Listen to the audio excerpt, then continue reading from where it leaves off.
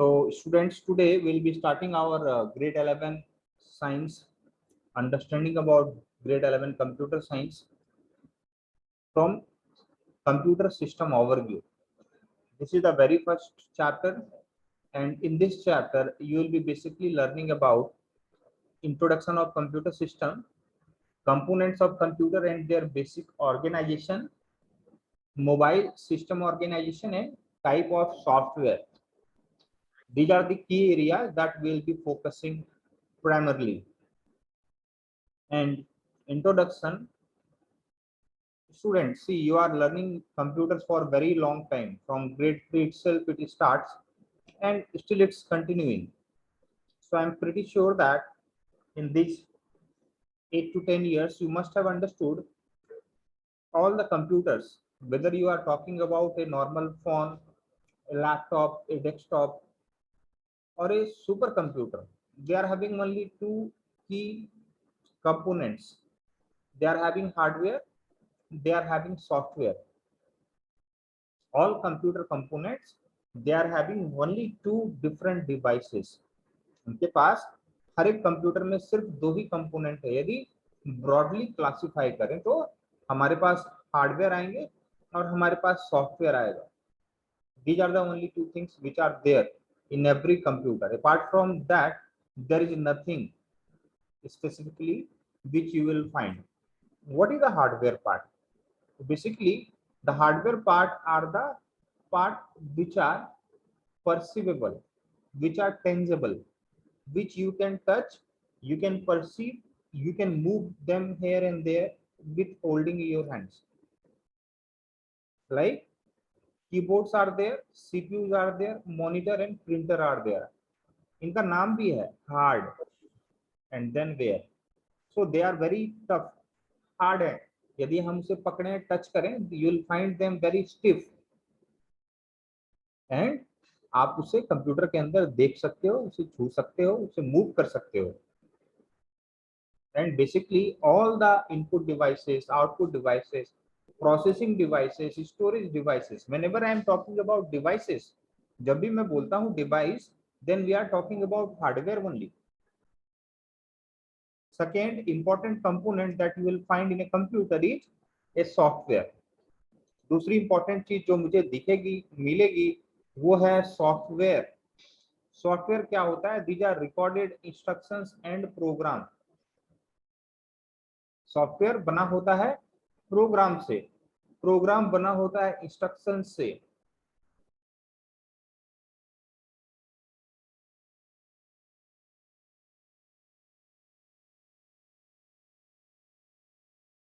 So this is the hierarchy. हमारे पास instructions हैं, instructions को जमा करके प्रोग्राम्स बना सकते हैं, प्रोग्राम्स को कंबाइन करके we can have software, software को कंबाइन करके वी कैन हैव सिस्टम्स और we can have the packages. तो हमारे पास कंप्यूटर में दो ही चीजें हैं, सॉफ्टवेयर एंड हार्डवेयर. लेकिन एक चीज जो हमें समझना है, software and hardware they are interdependent. Software और हार्डवेयर की बात करें तो दे आर डीपली इंटरडिपेंडेंट. यदि हमारे पास सॉफ्टवेयर है और हमारे पास हार्डवेयर है, देन दोनों एक दूसरे पे बहुत ज्यादा रिलाई करते हैं. दोनों में से एक चीज हटा दें, दोनों में से सॉफ्टवेयर एंड हार्डवेयर में से एक चीज मैं हटा दूं, देन दूसरे का सिग्निफिकेंस नहीं रह जाता है. So they are useful when they are working together. दोनों चीजें जब साथ में कंबाइन करते हैं, then it creates a magical system called computer. यदि मैं सिर्फ सॉफ्टवेयर को लेके चलूं, then it will not able to do its task because it requires a hardware component to achieve all its task. यदि हार्डवेयर नहीं है तो सॉफ्टवेयर के पास इंस्ट्रक्शंस हैं, लेकिन इंस्ट्रक्शंस को फॉलो करने के लिए कोई नहीं है.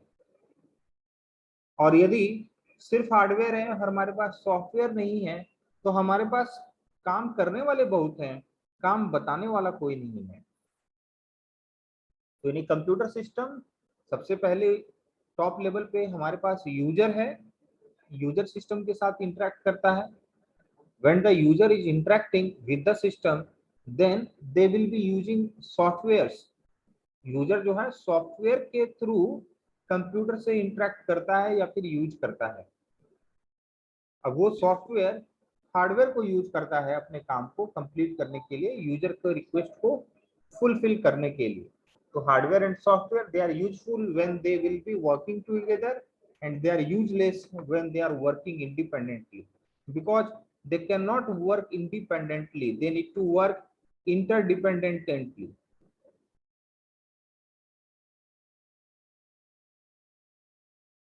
So their interdependency is there, दोनों एक दूसरे पे डिपेंड करते हैं अपने वर्क को अच्छे से करने के लिए।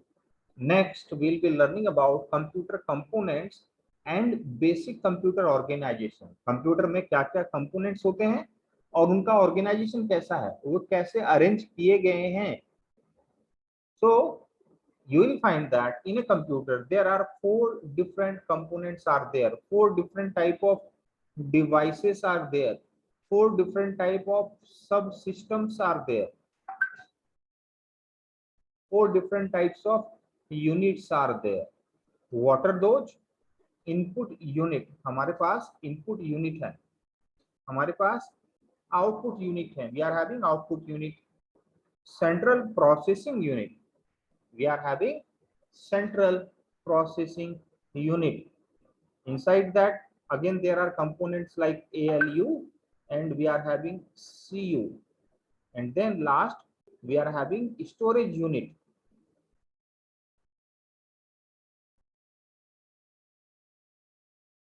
So one by one let's try to understand these subsystems. The input units, what they do, they ensure that input devices are able to take the inputs and provide it to the CPU or computer system. So basically they are responsible for taking input for the computer. ये हमें help करते हैं computer में input लेने के लिए। All those input devices, see name itself says in, inside, put, to keep, and the unit, it's the unit which help us to put things inside the computer. So what are those things? Those are data and those are instructions. हमारे पास data है और instructions हैं जो हम computer में provide करते हैं। Then we are having output units. Output units, what they do, they help us to take or to display the result or the process, progress, जो हम लोग काम कर रहे हैं उसका रिजल्ट क्या है, उसका प्रोग्रेस क्या है, that I can see on the output units like monitor, projector, printers, they all are output devices. Then we are having central processing unit, CPU, central processing unit. So it is a processing unit and it is very central to the computer. It's at the center of all the activity. So this is responsible for processing the data and instructions. It works on data and it will work on instruction.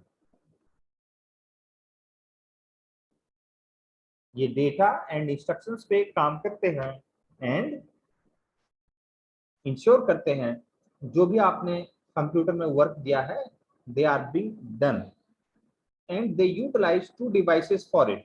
They are having arithmetic logical unit, ALU, arithmetic logical unit, ALU. So arithmetic means,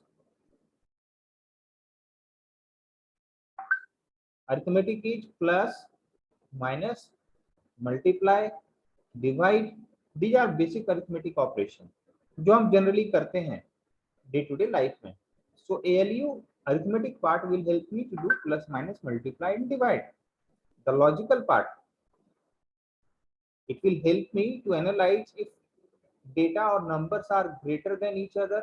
कौन सा बड़ा है कौन सा छोटा है, greater than, equal to, lesser than, equal to है क्या दोनों डेटा या फिर क्या दोनों नॉट इक्वल टू है. सो ये सारा पार्ट ALU को यूज करके हम लोग करते हैं. अरिथमेटिकल लॉजिकल ऑपरेटर को यूज करके किया जा सकता है. Now we are having CU. CU, it means control unit. It controls. Now what it controls? सबसे पहला, it controls the devices. It controls the system. Everything, whatever is happening in your computer system is always done under the supervision of control unit. जो भी चीजें हो रही हैं वो control unit के सुपरविजन के हिसाब से ही हो रही हैं. Suppose you want to watch a movie. हमने मूवी देखने का सोचा है. हमने सोचा है, ये कंप्यूटर को कैसे बताते हैं कि अभी हमें मूवी देखना है? हम मूवी प्लेयर को डबल क्लिक करते हैं. So once you are double clicking the movie player, a specific movie player, then the system understand, operating system understand what you want to do, and accordingly CU जो है सारे necessary resources को ready करता है, check करता है, software को start करता है.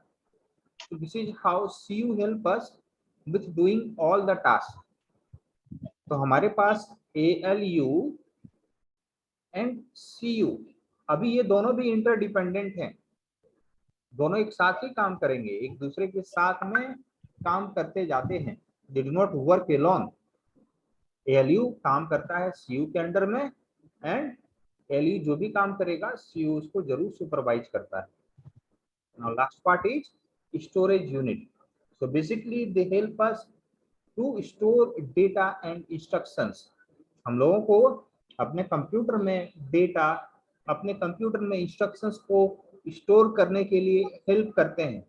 And there are two type of storage. One is called primary memory, one is called secondary memory. अभी बात करें प्राइमरी की. Primary is also called the system memory and it means RAM and ROM. If you talk about secondary,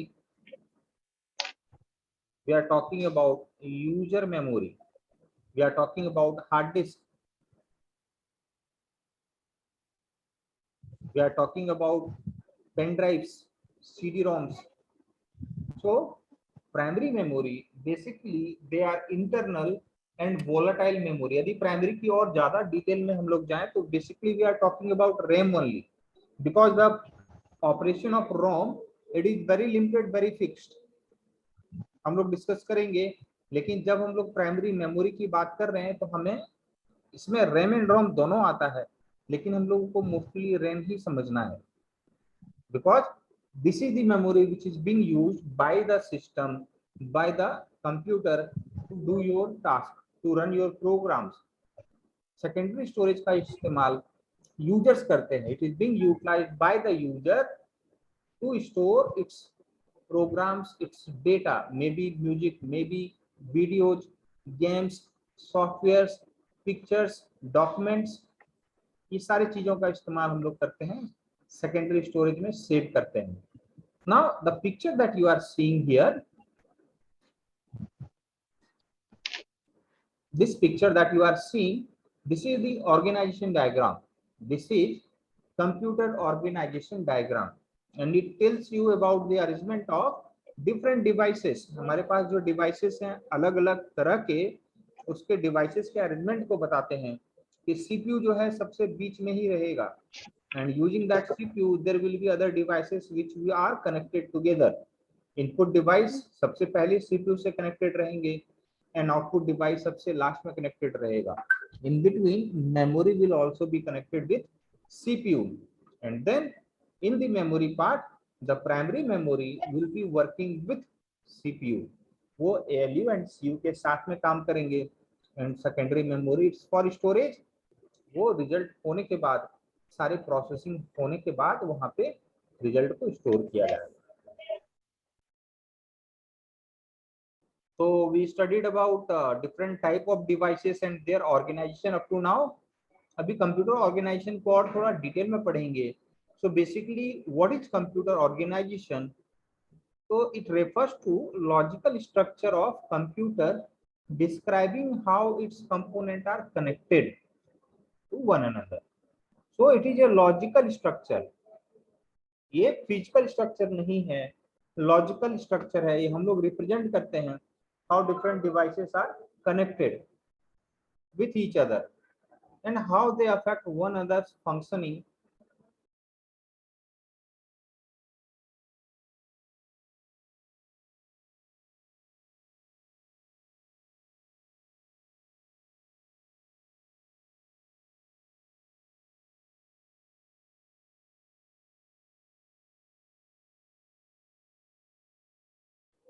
हम लोग computer organisation में what we are basically understanding.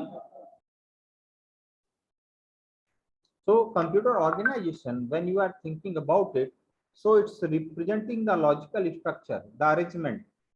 हम लोगों के सिस्टम में कंपोनेंट्स कैसे अरेंज रहेंगे, कैसे स्ट्रक्चर्ड रहेंगे, that is being decided in computer organisation.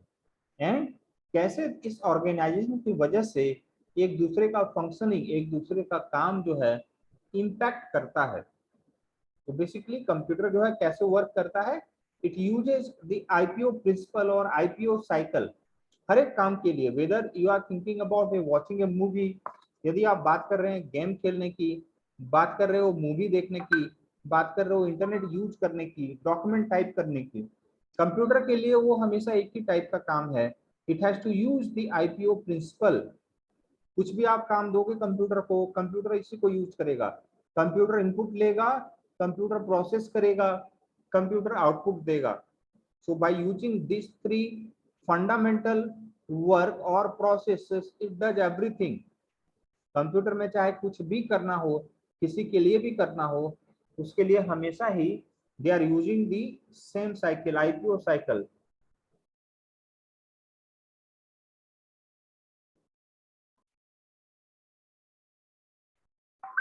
So the computer, it is using the basic IPO cycle, input, process and output cycle to do its work. Computer को कुछ भी करना हो तो वो सिर्फ इनपुट लेता है, इनपुट को प्रोसेस करता है, उस प्रोसेस को आउटपुट में बदल देता है, and it does all the things. कभी कंप्यूटर के इस चीजों को ध्यान में रखते हुए जब हम लोग उसका आर्किटेक्चर को और डीपली पढ़ते हैं तो हम जानते हैं कि कंप्यूटर के सारे डिवाइसेस जो हैं एक दूसरे के साथ कैसे जुड़े हैं. They are using the facility of system बस. अभी ये जो पिक्चर आप देख रहे हैं, in this picture you can see the organisation very clearly. हमारे पास एक सेंट्रल सिस्टम बस है. ये सिस्टम बस जो है पूरे सिस्टम में घूम रहा है. यूजिंग दिस बस, व्हाट इज दिस बस? क्या एक्चुअल बस है? It is just collection of data, collection of wires, जिससे डेटा या फिर इंस्ट्रक्शंस जा सकता है. maybe 8 wires are there together, maybe 16 wires are there together.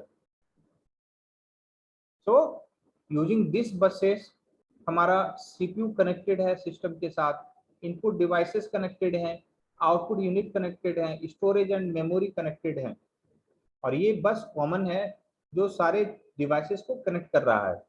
तो बेसिकली आप इसे समझ सकते हो कि ये हाईवे है जो सारे और जा रहा है सिस्टम में और इंश्योर कर रहा है कि हर एक चीज जो है सिस्टम की कनेक्टेड है.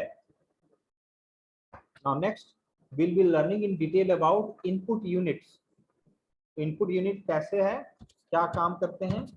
तो input unit it is form by input devices.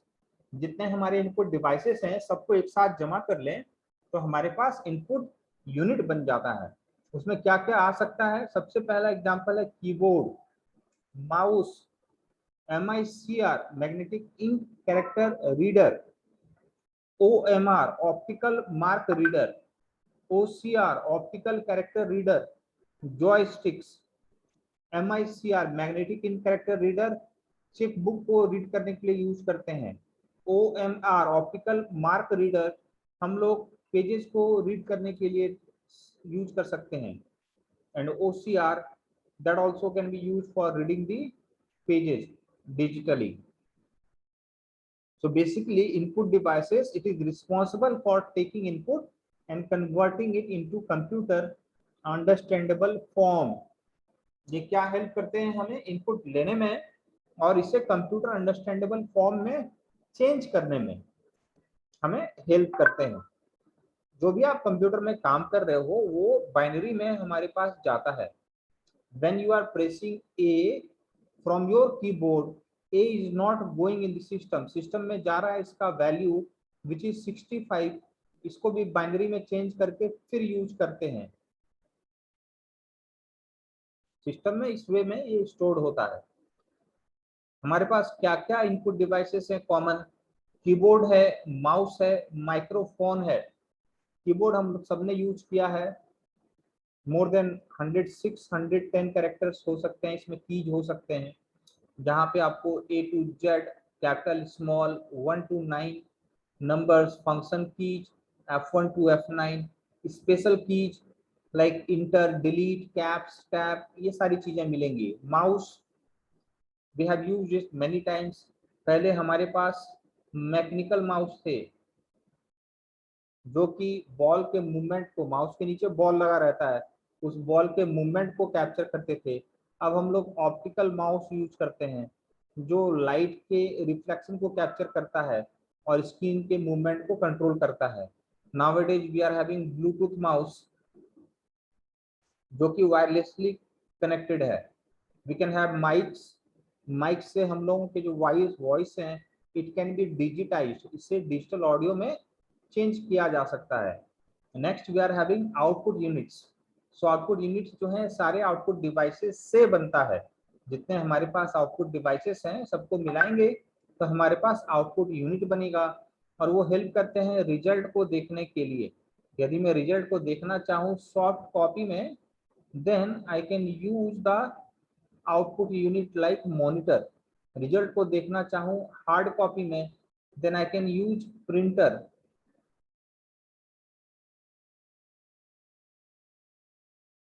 इसके अलावा यदि मैं इन बिटवीन प्रोग्रेस देखना चाहूँ, फाइल्स को कॉपी कर रहे हैं, पेस्ट कर रहे हैं, डिलीट कर रहे हैं, तो वो प्रोग्रेस भी मैं मॉनिटर में चेक कर सकता हूँ in the form of soft movement of data. Like examples are monitors which are basically the screen, television screens, CRT screen, plasma screens, many type of screens are there. Printers ये हम लोग hard form में output को display करने के लिए use करते हैं। हमारे पास इंक जेट प्रिंटर्स हैं, देन हमारे पास लेजर प्रिंटर्स हैं एंड डॉट मैट्रिक्स प्रिंटर्स हैं। Then we are having speakers. Basically speakers सब जगह एक ही काम करते हैं, साउंड को प्रोड्यूस करना। डिजिटल ऑडियो है, इसको यूज करके they change it into sound. अभी बात करें सीपीयू की, तो सीपीयू जो है that is the central processing unit और it is called the brain of computer, because यही सब कुछ कर रहा है कंप्यूटर में, इसके अलावा और कोई प्रोसेसिंग डिवाइस नहीं है। सीपीयू के अंदर आपको मिलेगा ALU, CU and registers. ALU क्या है? It is basically arithmetic logical operator. तो यहाँ पे ALU is handling 4 arithmetic operators and logical operators। जब भी हमें इस तरह के काम करते हैं वो जहाँ पे अरिथमेटिक ऑपरेशन हो, लॉजिकल ऑपरेशन हो, तो हम लोग ALU यूज करते हैं। CPU जो है ALU का यूज करता है। अरिथमेटिक ऑपरेटर्स इसका आंसर हमेशा नंबर्स में आएगा। लॉजिकल ऑपरेटर्स इसका आंसर हमेशा यस नो या फिर ट्रू एंड फॉल्स में आता है। CU is basically the control and the guide of the operations। जो भी हम लोग कंट्रोल कर रहे हैं, कंप्यूटर में जो भी काम कर रहे हैं उसे कंट्रोल करने का काम, उसे मॉनिटर करने का काम, सुपरवाइज करने का काम, इंटरप्रेट करना, फ्लो करना, मैनिपुलेट करना सारे डेटा को, it's the work of CU। तो CU send control signal until the required operations are done properly by ALU and memory। तो हमारा CPU क्या कर रहा है? ये कंट्रोल सिग्नल सेंड कर रहा है। वो सिग्नल कंट्रोल कर रहे हैं और सुपरवाइज कर रहे हैं किस चीज को? जो भी काम हो रहा है ALU और मेमोरी को यूज करके। अनदर इंपॉर्टेंट फंक्शंस क्या है CU का? प्रोग्राम एक्सिक्यूशन, प्रोग्राम को एक्सिक्यूट करना, carrying out all the instructions stored in the program. जो भी इंस्ट्रक्शंस है उसको वन बाय वन फेच करना और रन करते जाना, that is also work of CU। तो CU हमारा कंट्रोल सुपरवाइज के अलावा प्रोग्राम को एक्सिक्यूट करने में भी हेल्प कर रहा है। रजिस्टर्स क्या होते हैं? Basically registers are small memory, very small place for holding data and memory. So these are used for holding the data, and CPU use them to register temporarily the values. Suppose we are doing one operation, 2 plus 3 into 4 minus 6 plus 8, ये operation है, ये एक ही बार में CPU नहीं कर सकता है complete. So what it may do, it will use BODMAS rule and complete this one. 3 into 4 is equal to 12. Now this 12 it has to stored in a register. ये मेमोरी में स्टोर ना होके CPU के अंदर जो memory है, जो छोटा सा पोर्शन है मेमोरी का, वहां स्टोर किया जाएगा और फिर से रिजल्ट ऑपरेशन में यूज कर लिया जाएगा. और फिर से जब हमारा फाइनल ऑपरेशन आएगा 14 माइनस 6 प्लस 8, ये भी फिर से रजिस्टर में स्टोर कर लेंगे. देन 22 माइनस 6 रजिस्टर में स्टोर किया गया है, एंड देन 18 ये पहले रजिस्टर में और फिर हार्ड डिस्क में स्टोर किया जाएगा, बिकॉज ये फाइनल रिजल्ट है. Then we are having memory. Memory क्या होता है? मेन मेमोरी या फिर प्राइमरी मेमोरी. तो बेसिकली हम लोग यहाँ पे जब भी कंप्यूटर में कोई प्रोग्राम वर्क कर रहे हैं, एक्सिक्यूट कर रहे हैं, then that code will be copied and go to the main memory or primary memory, which is basically the RAM. ये RAM होता है और इसका यूज है प्रोग्राम को एक्सिक्यूट करने के लिए.